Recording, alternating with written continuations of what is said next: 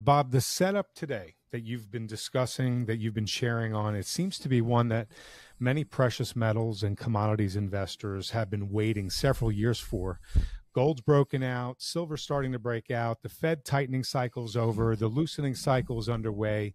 Fiscal problems for the U.S. federal government are going to lead to what many believe will be another big print by the Fed. What happens to the prices of all of these real things, commodities, metals, miners, et cetera? What happens if another big print occurs?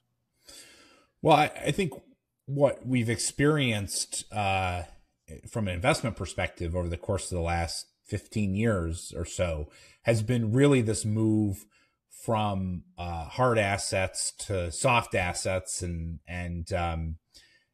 technology type assets. And the reality is that when there is, when we have monetary challenges, people for thousands of years have gone to the safest storeholds of wealth that they can find. And, it's not surprising, for instance, that local Chinese residents, when faced with a difficult depression type environment there, they look at houses and they say, not a good bet. They look at stocks and they say, not a good bet. They look at the bond market or the banks in their economy. They say, not a good bet. When it comes down to it, what do they go to? They go to gold. And that's because, it has been a storehold of wealth and a savings vehicle for thousands of years. The value of a gold bar and what you can get from a gold bar today is essentially the same as what it was in Roman times. And so I think when people see,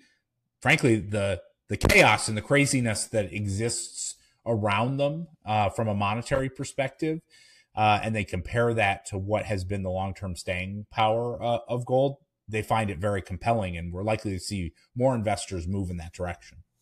Well said.